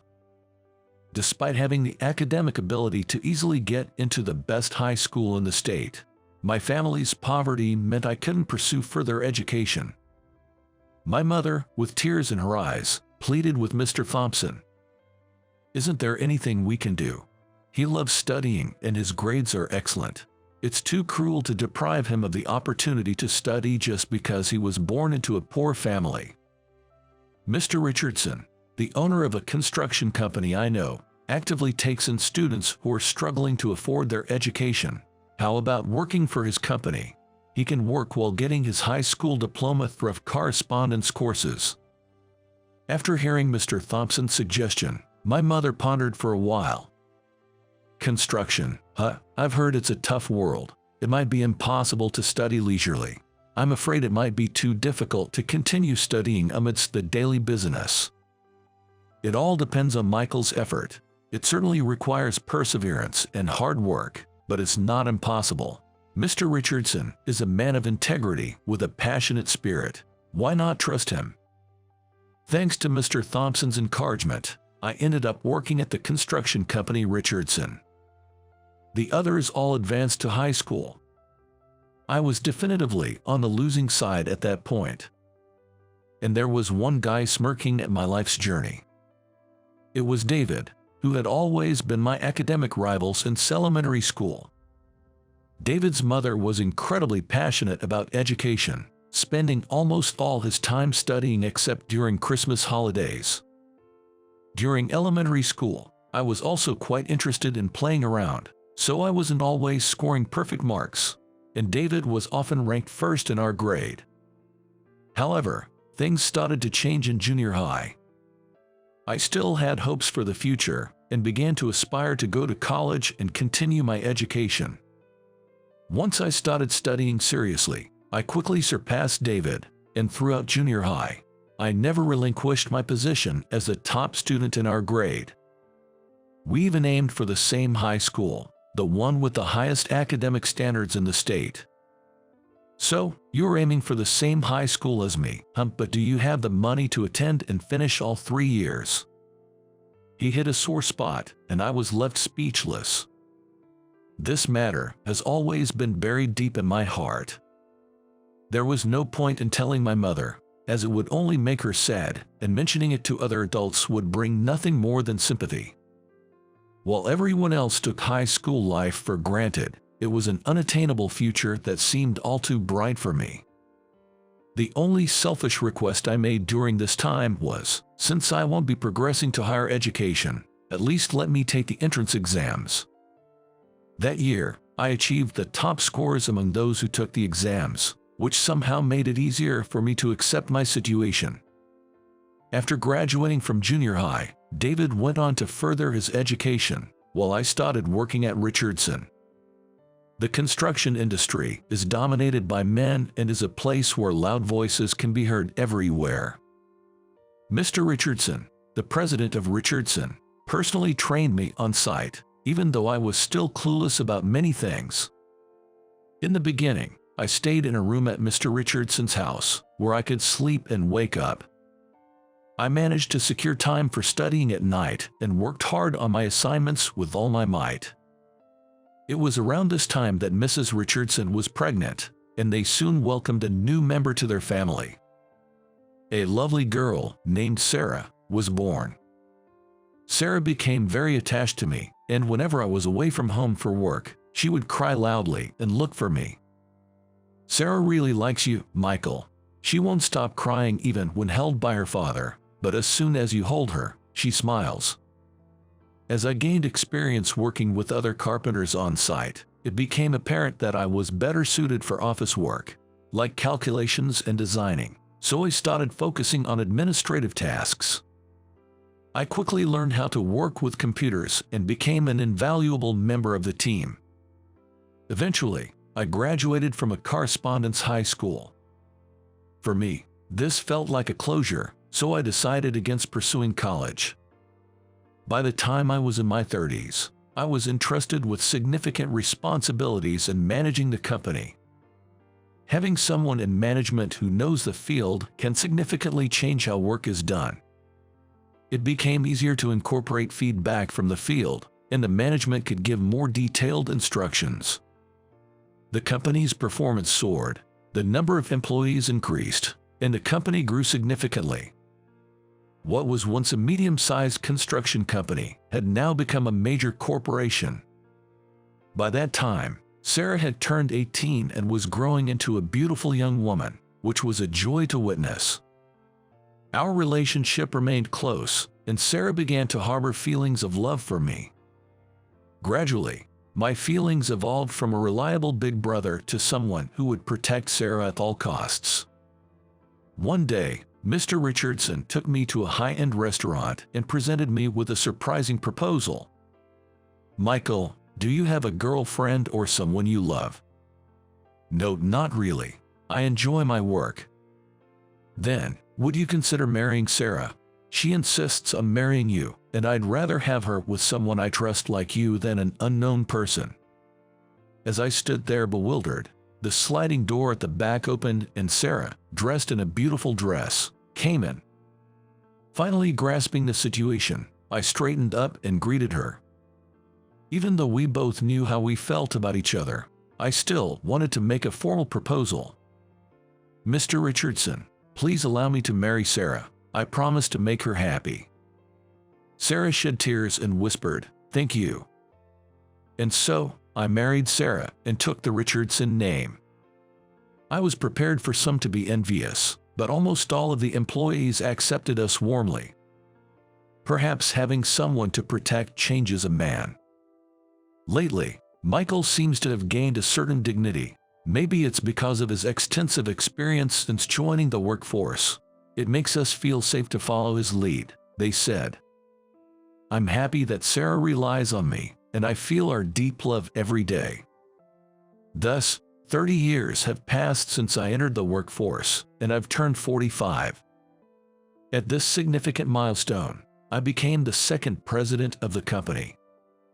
A significant land development project was set to take place in the heart of our state, and our company, Richardson, was poised to play a crucial role. That evening, a networking event for companies involved in the state's land development was held in a large hall at a hotel. I attended with 2 other employees, heading towards the venue. In the hotel's largest hall, men from the construction industry gathered, creating a buzzing atmosphere of excitement. Not only were employees from companies already involved in the development present to deepen relationships, but many salespeople from companies looking to participate were also in attendance. Furthermore, this networking event welcomed families, and I spotted a few women who appeared to be the wives of construction company presidents. Sarah mentioned she might join us if she finished her household chores in time. The employees I brought with me quickly joined the line for the buffet-style food upon spotting it. For the time being, I had a champagne glass I received at the entrance and leisurely surveyed the surroundings. Then, I locked eyes with a man whose face seemed familiar. His face lit up with a broad smile as he approached me. "Michael, is that you?" "It's me, David. I heard you became a carpenter, but are you involved in this development project too?" "It's been a while. I'm surprised you recognized me. It's been 30 years since we last met." "I'm a sales manager now, so remembering faces and names is practically my job. I've always been confident in my memory. You don't look as sunburned as a carpenter should." He probably assumed I was still working on site since I initially started as a carpenter. In 30 years, positions change and some people switch careers, but David's perception of me seems frozen in time, back when he felt he had defeated me at our junior high graduation. It appeared he assumed I was alone since no one was by my side at the moment. "Still by herself, huh? Well, can't be helped. My wife is a beautiful secretary. A far cry from a less educated and a poor guy like you." Just like 30 years ago, upon reuniting, he immediately started looking down on me. I understood his desire to boast, being the only one among our classmates who couldn't further his education after junior high. He also seemed eager to flaunt that his wife was beautiful and successful in her career. If my family hadn't been poor, I wouldn't have had to start working right after junior high, and I could have attended a better high school than David.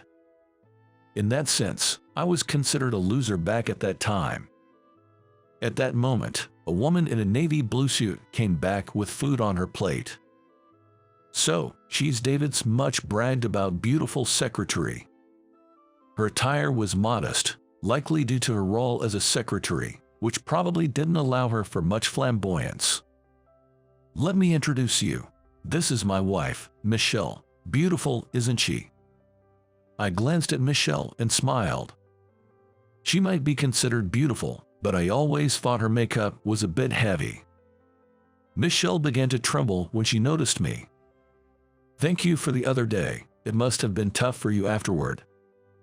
"I'm so sorry for what happened last time. Both Bill, the manager, and I have been reflecting deeply, and we were planning to come and apologize within a few days." Hearing Michelle and me converse, David realized we weren't meeting for the first time and gave me a puzzled look. "What do you mean? Michelle works for a trading company. There's no way she'd have any connection with a carpenter like you." "What are you talking about? This gentleman is Mr. Richardson, the president of Richardson Construction, the leading construction company in the state. We supply many products to them, but I made a huge mistake the other day." Michelle was the secretary to the sales manager of one of Richardson's suppliers. David had presented her as if she were his personal secretary, but her role wasn't that high level. Recently, we had arranged a meeting with Bill for direct discussions, but it was left hanging due to a scheduling mistake by Michelle. Michelle apologized profoundly. "I know it's not the best timing, but could you give us another chance, considering my husband? I promise such a disrespectful mistake won't happen again, please." "Because of your husband. Well, I know your husband. We're not exactly close, but all right, please be punctual this time." "Thank you so much." Michelle continued to express her gratitude, almost in tears. David was initially dumbfounded but gradually turned pale as he understood the situation. "Richardson, that's a major corporation. You're its president. How can someone who has a low level of education become a president at your age?" "What do you mean how? It's the result of hard work. I've been part of the workforce longer than most, which probably means I've put in more effort." Michelle nodded deeply, impressed. "We're well aware of your achievements. You were reputed to be highly capable, but what's more commendable is your respect for the people you work with." David's mood soured even further. Seeing his proud and beautiful wife praising me, whom he looked down upon, must have made him feel belittled. "So, you're married too? I guess it's about that time. I got married when I was 23. How long have you and Michelle been married, David? You married quite young. I got married at 32. We were both career-oriented, living a work-centered life. It seems like they are what you'd call a power couple. Having financial stability and a wife who always dresses elegantly, alongside both spouses advancing their careers, would indeed be something to boast about. Michelle looked around. Is Mrs. Richardson not here? I've heard she's beautiful. I've been hoping to meet her. My wife should be arriving soon. I'll introduce you then. Just the mention of my wife being beautiful seemed to sour David's mood. But he probably assumed it was just an exaggeration since she's the wife of a significant client. Then, Sarah arrived briskly. Sorry I'm late. The kids just wouldn't go to sleep. Both David and Michelle were taken aback by Sarah's youthfulness. How old are you, ma'am? You're quite young. It's surprising. She's 30 this year. She was born the year I joined Richardson. To me, it feels like I've watched her grow up and waited until she was old enough. That's like a dream for many men, isn't it? I couldn't help but feel somewhat flattered, scratching my head to hide my embarrassment. I filled Sarah in about David and Michelle. I decided I would marry Michael since I was born. I rushed into it as soon as I turned 18 because I was worried someone else might snatch him away. What a lovely story. Are your children quite grown now? They're still young, 5 and 3. We wanted to spend time just as a couple for a while after getting married, traveling abroad and playing golf, enjoying a prolonged honeymoon. Nodding with a smile at Sarah's innocent words, I could sense that Michelle's heart was in turmoil. It was probably because of Sarah's noticeable pregnancy. Sarah loves elegant simplicity and doesn't seem like she's bogged down by the care of small children. The jewelry, bag, and shoes she's wearing are all top of the line. She only buys limited edition items from well-known brands, and her friends, who also love branded goods, are envious of her collection. Michelle, who seems to have a keen interest in branded goods, appeared to feel down comparing her possessions to Sarah's. I thought marrying David would mean a financially comfortable life, but his spending habits are so extravagant that I still need to work to manage our finances. That's why we ultimately decided against having children. Michelle bit her lip in frustration.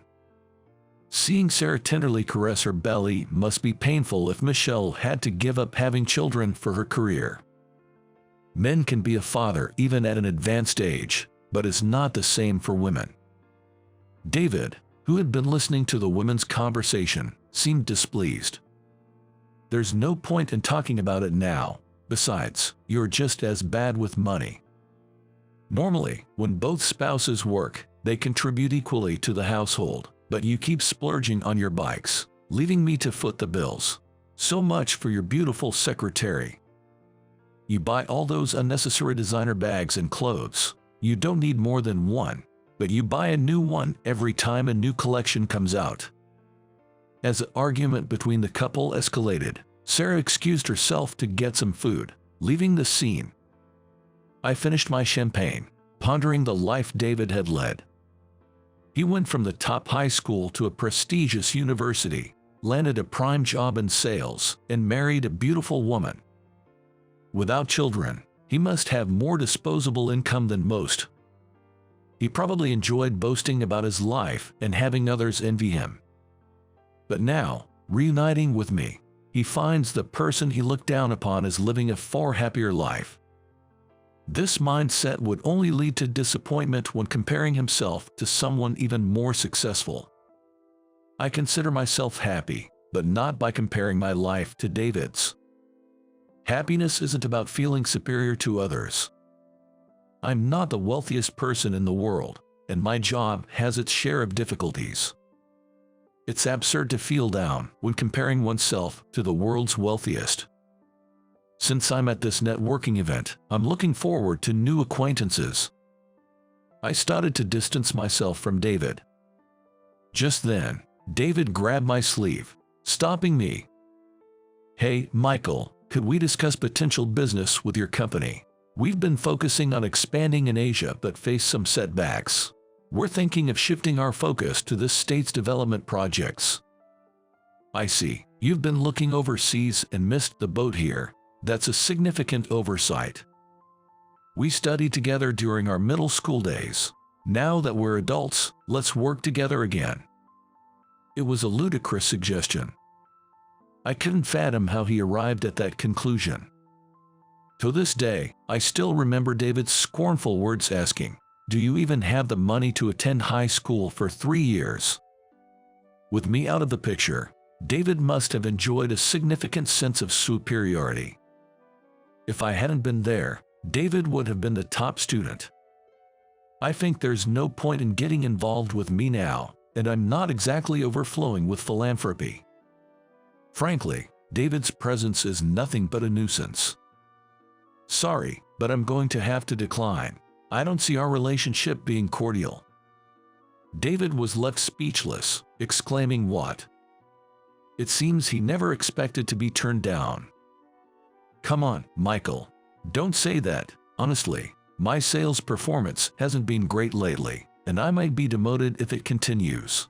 I desperately want to avoid that. As harsh as it might sound, that's a reflection of your abilities. Who would want to start a new transaction with someone facing demotion due to poor performance? Michelle, who had been silent until then, she interjected. Please, I'm begging you to. Despite what he says, if his performance doesn't improve, he might be fired. If David loses his job, we won't be able to maintain our lifestyle. What exactly did you do? Michelle bites her lip in frustration and begins to speak reluctantly. Well, he had an affair with a client's wife. It led to their divorce, and now we're facing a hefty compensation claim. The company found out, and he's barely hanging on to his job. Are you okay with this, Michelle? I know your personality from our business dealings. You can't possibly be okay with this, can you? Michelle silently hung her head and spat out in frustration. I can't just throw him away like this. Once he's stable enough to manage on his own, I plan to leave him. What? You're planning to divorce me? I've never heard about this. I listened to their quarrel from a distance. Their relationship seemed irreparable, and I had no intention of obliging them by entering into a business deal. To avoid further agitation, I quietly left their side, reunited with Sarah, and we soon left the event. The following details came directly from Michelle, with whom I remained in contact through work. Various industries were involved in the urban redevelopment of the state, but David's company couldn't secure a foothold anywhere. David's scandal had become too well known, contributing to this failure. Fearing for the company's survival, the executives decided to fire David. Being granted early retirement instead of being laid off was at least a small consolation. The severance pay went mostly towards the compensation demanded by the husband of David's affair partner, so there was almost nothing left for David. Michelle decided to end their marriage, presenting him with divorce papers. While there were happy times living with David, my feelings for him have faded. Fortunately, I have a job and no children, so I plan to focus on taking care of myself from now on. David, who once boasted about his wife's high income, faced the irony of being divorced by someone fully capable of living independently. The divorce settlement halved David's savings, and he had to sell his house. Unwilling to lower his standard of living, David set high expectations for his new job. But few companies offered such senior positions. David's miscalculations weren't limited to his career. Until now, he was able to live quite comfortably with the addition of Michelle's salary to his living expenses. However, even if he was to receive the same salary as before, he would have to cut his standard of living in half. Unable to secure a job, David moved to a cheaper apartment. Eventually, he must have thought that staying in this land was the problem, so he quietly moved to another state. No one, including Michelle, knew what became of him after that. Meanwhile, Michelle thrived. Initially, she deeply regretted not having children, but volunteering, suggested by a friend, brought new meaning to her life. She became a supporter of children in underprivileged countries, hoping she would grow into admirable individuals. She plans to visit Africa next year to meet them. Michelle sold all her designer items, choosing a minimalist lifestyle. I'm grateful to Mr. Richardson for giving me an opportunity that changed my outlook on life. Michelle, who now speaks cheerfully, has simplified her makeup and attire. I've heard that some male colleagues have taken a keen interest in her. It'll be interesting to see how things unfold. 3 months later, Sarah gives birth to a healthy baby girl. This made us parents of 3 children. While the responsibility grows heavier, our children are irreplaceable treasures. Sarah mentions wanting maybe one more, and I wholeheartedly agree. Having grown up in poverty, I'm determined never to let my children endure the same hardships. Maintaining my health and working hard are crucial for that. Lately, I've come to understand what it means to invest dreams in your children. However, I'm cautious not to force them into what I believe is best. Sarah, with her keen eye, will surely keep me in check. The state's redevelopment project is progressing smoothly. Currently, the area lacks sufficient public transportation, so making car travel is essential. Because of their mobility issues, they have to drive a car to get to the hospital. This is a problem across America. But in 5 years, with the introduction of subways and dedicated bus lanes, people will be able to travel to many places without relying on cars. I hear that autonomous buses will also be introduced on a trial basis. The number of hospitals and care facilities is set to increase. Though we're working hard now, we definitely will age. We're working hard now to make it a comfortable city to live in by that time. For our children's future, we're doing all we can now. As I gaze up at a building under construction, I pledge to redouble my efforts.